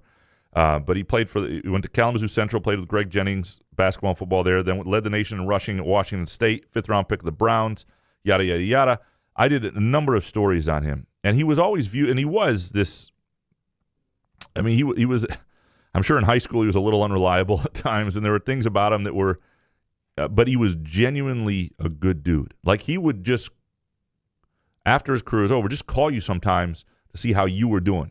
And when he was, and he was very private about things. Like, here's a guy who was loud in public. I walked into the Cleveland Browns locker room for a preseason game after his first preseason game of his rookie year. 5th-round pick, had like 100 all-purpose yards. And they'd open the door for the media, and he yells in front of everybody, "Graham motherfucking Couch." It's humiliating. You're like this, I'm like a 26-year-old kid, like, hey, JC, how you doing? And so he was loud and seemed sort of gregarious, but he's a very private individual, cared deeply about the people in his life. Great. Okay, here's a good example. Draft weekend in 2006. I'm in Kalamazoo working for the Kalamazoo Gazette where I used to work. And the same weekend, Greg Jennings and Jerome Harrison, who are very close friends, are getting drafted. So it's a busy weekend of work. And it was clear, and this is back when the draft was 2 days, Saturday and Sunday. And it was clear that Jennings was going to go in the first 3 rounds, which was on Saturday, and Harrison probably on Sunday. So I spend the day over at Jennings' house on Saturday, and there's 50 people there, a couple other media, TV people, all sorts of family. It's very well organized. He'd disappear for a while when he was nervous. There's sweet potato pie, big official party, and all this stuff. And it was an interesting day, and it was fun to cover. And he gets drafted by the Packers, and there's a moment where he and Harrison embrace on the street after that. And the next day, I go over to Jerome Harrison's house. He lets me in. We're in this little screen porch. It's like me and him and 3 of his friends. He's like in sweats and a white T-shirt, just sitting on a screened-in porch watching the draft. At one point, the 4th round's going by. He goes into the 5th round. There are lots of guys. I can tell he's getting a little frustrated. He comes out with this giant jug of Kool-Aid. "Hey, Graham, you want some Kool-Aid?" Like, just total different vibe. This is who he was. And then he was in the McDonald's drive-thru, actually, when he got drafted. And there's a picture. His dad was a famous running back. It was the all-time leading rusher at Western Michigan. There's a picture of him hugging his dad that we took, that I took when he got back, because he was in the McDonald's drive-thru when he actually got drafted, and he's sitting there with all this McDonald's in his hand, hugging his dad after being drafted. But here's a guy, the way people thought of him versus who he actually was different. And that's a long story. I don't know if it was interesting, but that was a story we're telling, presented by our friends at Midtown Brewing Company, 402 South Washington. Give them a try. I think you're going to love this place. I thought I was going to have to bust out the Oscars music, start playing you off. You don't play me off this show. Mr. Neurotic Pants up next. Jason, will MSU have a competent offensive line next year? Oh, we didn't answer yours. What's the shit. Yeah, I forgot. Mine did go long. Of all the bad decisions you made, which is the most regrettable? I would definitely say when the car accident settlement money. I wish I could have done something better with that. Other than the duffel bag and the Jeep. And the 2010 through 2017 era was just one of the worst times of my life because of it and all the pharmaceuticals that were running through my brain at the time. I wish I could have had it after the fact. Mark and Jay could have helped me out, right? Absolutely. Yeah. If you get settlement money, yes, call Mark and Jay at North Coast Wealth Management. Again, 248-626-2000. Info at northcoastwm.com if you want to email them, or you just go to northcoastwm.com for more information. Hey, Mark and Jay, should I buy a third car when I really don't have a place to live yet? Mr. Neurotic Pants, Jason, will MSU have a competent offensive line next year? Would you bet on it? Yes. I think that there's a chance. I mean, they have to be more competent. Right. I mean, I do think they've got health can always be screwy, but you get an all-conference left tackle from Arkansas State, who I think really helps. They just don't have enough tackles in the program. That's been a big issue. Guys who are natural tackles. They've had guards playing tackle, and there's still a little of that. A little more veteran line. Like, you keep thinking this is going to be the year where it finally comes together. I think there are some elements that make you think this year they could be a little bit better. And they're talking about how much more focused they are in the weight room and other things. It's been so long at this point, though, Jason. I'm not predicting shit with the offensive line until I see it. But let's be honest, Jim Bowman's gone. He is. Right. Yep. Nice guy, but the offensive line will be better. Mr. Neurotic Pants, with this one scenario, old people are sitting in your seats. There are plenty of empty spaces, but then you'll be near obnoxious Thirsty Thursday students. Should the elderly remain undisturbed? Where do you go with this? I could deal with those students, so I don't know. It depends on how elderly. Do they have walkers, and it would take a whole rigmarole to get them off the seats? So I think there are two different kinds of people in this world. Those people who like to be in their seats, the ones they paid for, the ones with their names on it regardless, and then those people who just don't care. They want a nice seat. And what's interesting is post-COVID, I'm very much, let me just find a good spot that's my own, whatever. I don't really care if they're mine. If they're people too close to me anyway, I don't want that. But if you're going to a Tigers game, I like to sit in the seats that we were talked about. Right? I think he's talking about Lugnuts. I know he is. But I was just saying that Tigers, I will follow the rules there. Yes. Lugnuts, you can pretty much walk wherever. And if someone tells you to get out of the seat, then get out. But yeah, and A-ball, I think you can get away with it more. If there's other room and similar seats nearby, it depends how close you have to get. And at Thirsty Thursday might still be a decent-sized crowd. If you're annoyed by the people, you can just say, hey, these are my seats. If there aren't seats that are of similar quality anywhere else, then yes, say to the old people. It depends how old they are, too. I mean, there's a certain, like, if we're talking elderly, like, parents' age or in their 70s, okay, get up and move. When they're in their 80s and there's like a walker involved, or like moving is going to be a whole deal, like you're going to look like a major asshole. 10-year difference. Hey, old man, get out of my seat. Prohibition. Come on, hurry this up. All right, Mr. Neurotic Pants, with this one. Any truth to the rumor that Fred Human will be goaltending at the Lansing FC game next week? Size does not help you in these situations, right? It just doesn't help. I would donate a lot of money to see that. Spawn of Stout sponsors. Up next. Did Graham Stout meet with North Coast Wealth Management to discuss his estate plan before his T-Rex arms were beaten like a running mule in goal? Planning on making a bad decision? Check in with my friends at North Coast to ensure your heirs are protected. Be a goldfish, Graham. Graham Stout replies, I trust all my financial needs to North Coast Wealth Management. I nearly tweeted about them earlier, but decided against it. Appreciate them and you and myself. That's good stuff. That's a great bit. Next from Spawn. What do you think about putting all of the anti-vax / mask idiots into one place? Entice them, saying it's a QAnon meeting. Natural selection brought to you by Skymint Premium Cannabis. When you can't beat the stupid out of someone, pop a gummy from Skymint and forget it's the end of times. I do that almost every night. It is. First of all, I had my first experience with Skymint where I overdid it recently. Oh, nice. Like, usually I'm pretty good, and I went. We have a question about this later. Do we about overdoing it with Skymint? Mm-hmm. Okay, I'll hold off. By the way, you did put these together. Yeah.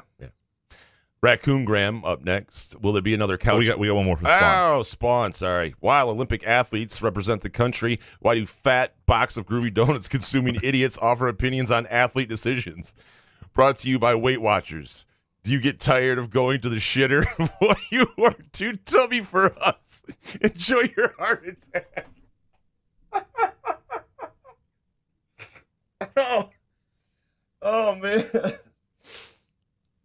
that was great. Oh, man. Raccoon Graham. There are times, I'll be honest, where I'm sitting there as a tub of lard criticizing an athlete or something. You're like, good God, what am I doing? Do you get tired going to the shitter? Oh, that was great. I want to meet whoever that is someday. Raccoon Graham, will there be another Couch in the Rib fantasy team this upcoming season? And if so, when is the draft? We're going to have to check with Eric Schultz, but yeah, what's his schedule like? But no, I do think we want to do something fun with football season. We're trying to do something also with the casino.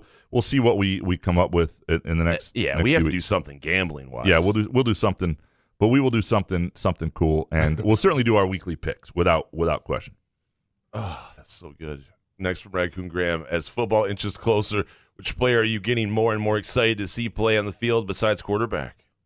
I think you're talking about MSU football. I'm kind of curious about you got 2 transfer running backs who are, I'm curious to see that position. I think everybody wants to see if there's a freshman like a Keon Coleman who's ready to actually contribute in what's a stacked position. I think those are probably the positions. I mean, skill positions offense is always going to be my, Jalen Hunt, defensive tackle, I'm curious about too, but usually it's skill position offense. Next from Raccoon Graham, heading down to Nashville today. Any spots I should visit? Was going to go to Dollywood, but I guess they say Dolly will not be stripping. Have you ever been to Nashville? I have not. I would like to go. So Johnny Cash Museum's there. Yeah, I mean, I would. The country music. I like country music. I've never been to Nashville. At some point, I got to do it. Old country music. The new stuff is terrible. Yeah, Joe Rexroad's there. The Grand Ole Opry. I'd like to see. There are very few people have been kicked out of the Grand Ole Opry. Johnny Cash is one of them. Nico Case, he broke lights and stuff. Nico Case, who was one of my favorite artists for a long time. I haven't listened to her lately, but also got kicked out because she took her shirt off on stage. I would love to go there.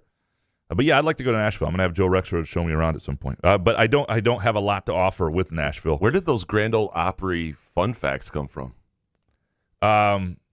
Nico Case was somebody who a buddy of mine who was wrote films and stuff out in L.A.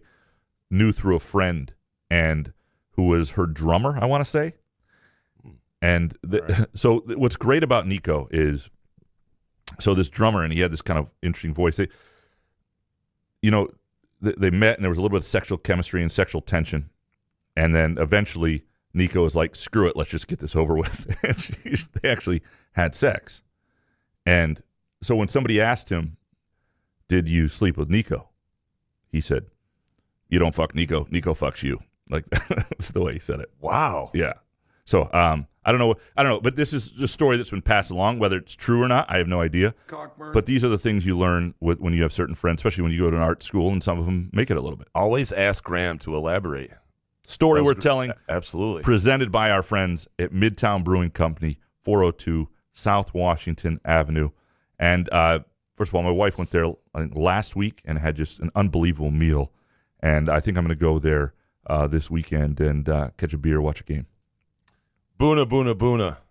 Up next. If you ever opened your own business, what would it be called and what would you sell? Good question. We have good questions today. What would you do? Memorabilia? Yeah, baseball card shop. Call it Rube's Cards or something. Yeah, I mean, for me, it's always been like a newspaper. I'd run into the ground, I'd open a competing newspaper in Lansing when there isn't really a market for it. And, that's why I wish I had Mark Cuban money. Just to say, here, Graham, here's like a couple mil. Like, I always want to buy the Mining Journal in Marquette. And, I have a Packers writer and a Tigers writer. And I mean, it is the biggest paper in the UP. And I'll walk in, when I'm up in Marquette, I'll walk in. They not have the internet up there? They do, but it's a little slower times. I mean, I think there's more potential for certain print things and that you could. Anyway, I'm not saying these would all be wise decisions, but I always walk in there and look around and grab a paper or whatever, and people kind of look at you, and what they don't realize is I'm looking at them like, I think I want to own this place, and we can put something together. But that would be it for me. Boona Boona up next with this one. What's worse to run out of first, chips or salsa and dip? I think this is fairly simple, right? I mean, you're out of chips. What, are you just going to scoop salsa and dip in your mouth? Yeah, with a spoon? Yeah, you can find other things to dip the chips in. Ranch dressing. You can't just use something. your finger and dip it in salsa. No, you got to be really high. Sky Mint can take you to a certain place, but I don't know if it can take you that far. Oh, yes, it can. I mean, I've eaten salsa. I ate pudding with my finger once. Well, okay. Right in a Jell-O cup. By the way, Jell-O needs to make just a giant tub of it instead of 4 little cups. It makes me feel fat. You know, one of the things I've actually really enjoyed, it's a very Fat Man Graham sort of thing. You know, in the bag of chips gets, a lot of broken chips at the bottom, not a lot of good dipping chips anymore. But if you also if you're toward the end of the salsa jar and you just dump whatever's left out in there in a little bowl, and then you dump the bottom of the chips out and you just stir it around, it makes a nice little man, that's great. And you did that sober. No, that's okay. That's definitely compliments of Skyman. Like David Hasselhoff. That's when right. He's eating that burger on the floor. That is Raccoon Graham at work right there. Graham Carpenter up next. What's your favorite whiskey? I like a good beer barrel bourbon from just something simple like that. There's a lot of really expensive whiskey that I enjoy that friends have that introduce me, and I wouldn't be able to give you the best that I ever want. But in my cabinet, the beer barrel bourbon from New Holland is a go-to because it's something I can replace for like $30 and like it on its own, like it neat pretty easily. Graham Carpenter with this one. What's the scariest time when you were high? See, here you go. This is a question for you. Yeah, but you were going to tell a story about how you overdid it on your edibles there. Yeah, but I didn't really do anything. It was just the first time I really realized it recently. So what did you do? Did you go hide in the bed or? No, I just realized, because I was actually trying to get some work done. I was like, this ain't going to work. I actually just went to bed because what I realized real quick is there was nothing else that was going to happen productive that night. That's exactly what you're supposed to do. And it was like, if I do anything else right now, it's going to be rummaging in the kitchen. It's not going to have any work. If I do work, it's not going to be stuff that's readable, And so, yeah, I just was like, I gotta end this night, and I just overdid it a little bit. The scariest time for me was a couple weeks ago when we had to go to Golden Gloves in Grand Rapids. Teresa's son fights does boxes in Golden Gloves, and he trains people as well. And one of the people he trains is a gentleman who has cerebral palsy, and he wanted to go watch Justin fight. So I dabble in some Sky Mint, not realizing how what we were going to have to go through to get him we call him Champ, into the car and out of the car. You call him Champ? Yeah, his name is, everybody calls him Champ. Okay. Because he goes to the boxing gym and everybody likes him and stuff. So anyway, I start off a little bit on the Sky Mint on the way down, and I realize it's a hell of an overtaking to get him in and out. We end up going to dinner, getting him out there. Anyway, so we get to the Deltaplex, and I am just stoned to the gills. And now I am in charge of pushing him around in a wheelchair. He has a normal wheelchair that's really expensive, like $10,000, one of those, but we couldn't get that into our vehicle. So he brought one that he bought for $10-15 at a Goodwill or whatever. So I had this shitty chair, and I'm pushing him around. Everybody stared because they're like, what's this guy doing? Because there's like all of this TV equipment to go over, all of these, so I had to take him backwards. I had to take him to the bathroom. Anyway, I was way too high to be doing some shit like that. It's a little, first of all, it's not quite like having a infant in your hands, but when you have somebody with a wheelchair sort of and you're in control of their fate, it can be a little nerve-wracking. It's a terrible, terrible disease. Absolutely, cerebral palsy. It's unbelievable. Yeah, no, and I had my wife's grandmother, who is not, obviously not the same issue, but was in her 90s, put it that way. And we were at a car museum in what's the one near Battle Creek? This is going to piss people off. Hold on. R.E. Olds. No, hold on. Thanks for your patience. We won't be long now.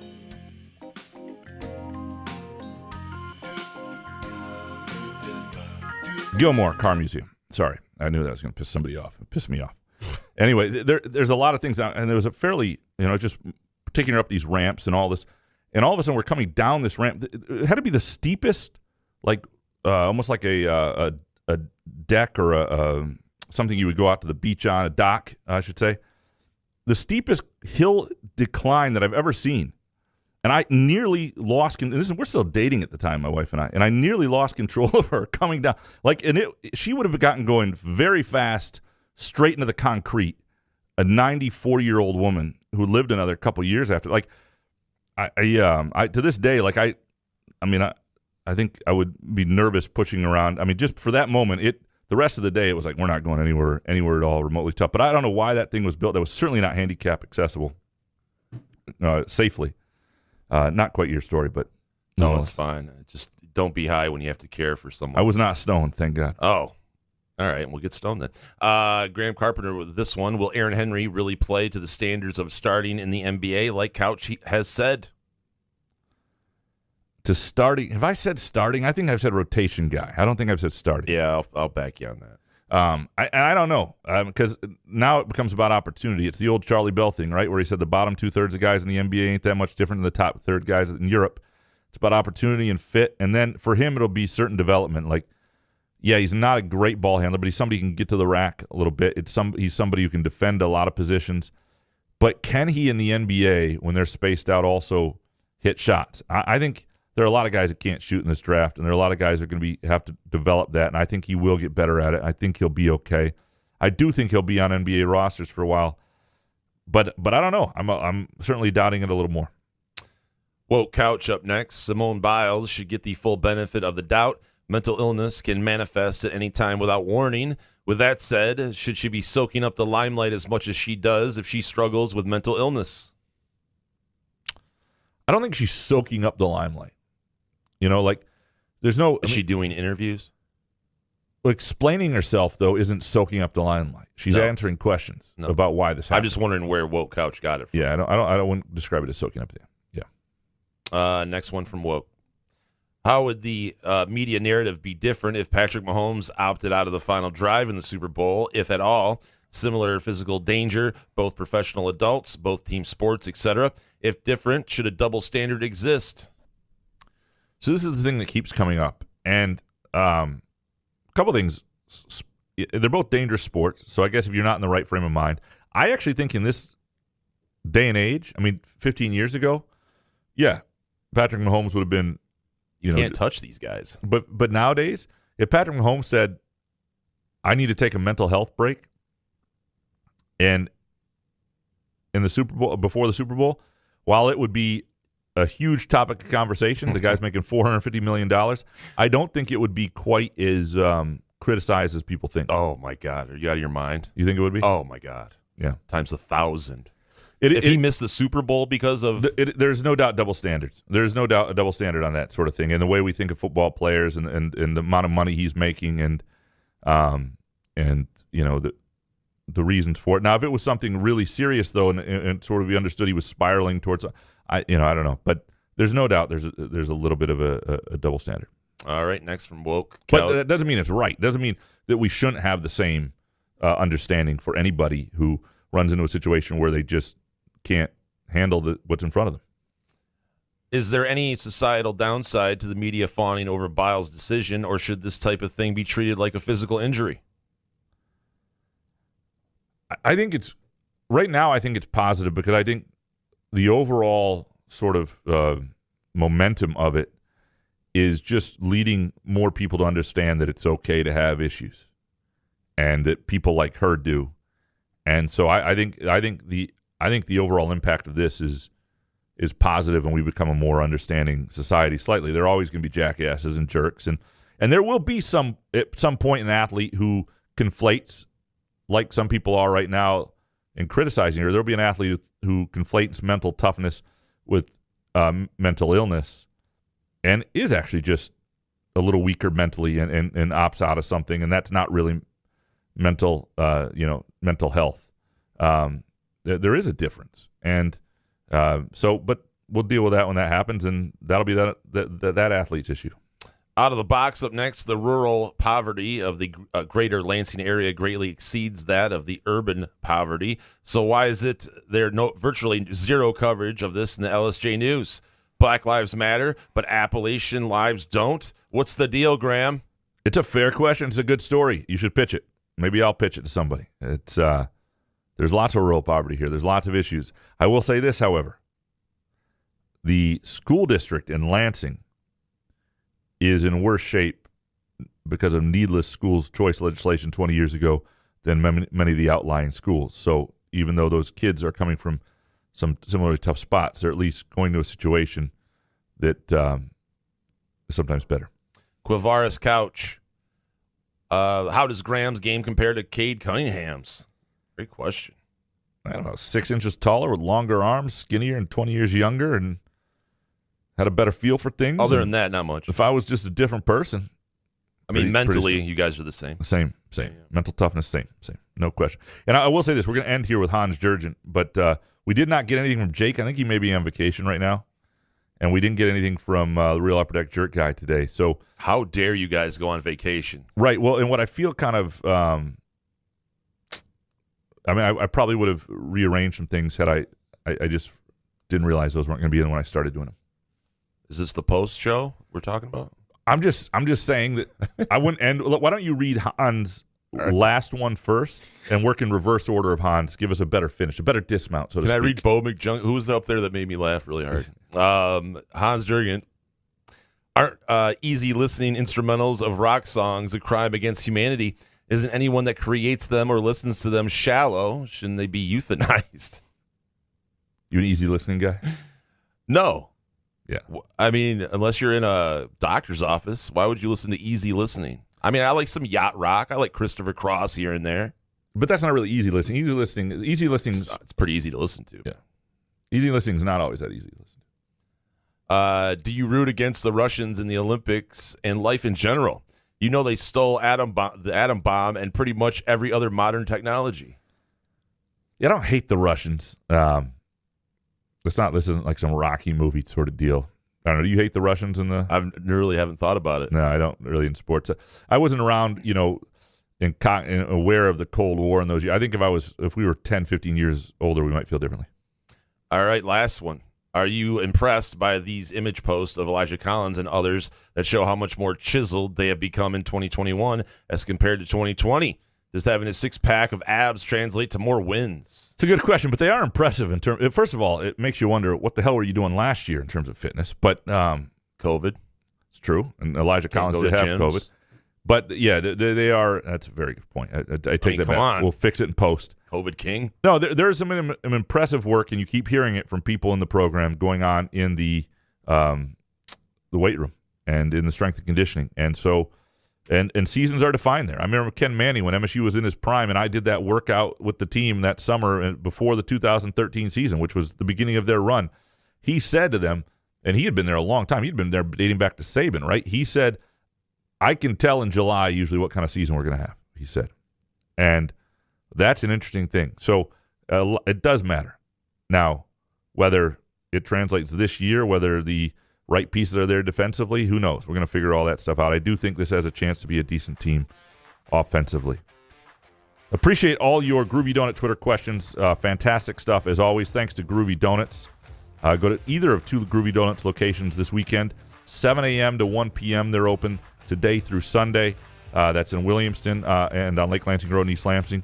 Thanks to Skymint, as always. Go to skymint.com for specials and location information, including 3 in the Lansing area and throughout Michigan. Thanks to Mark and Jay at North Coast Wealth Management.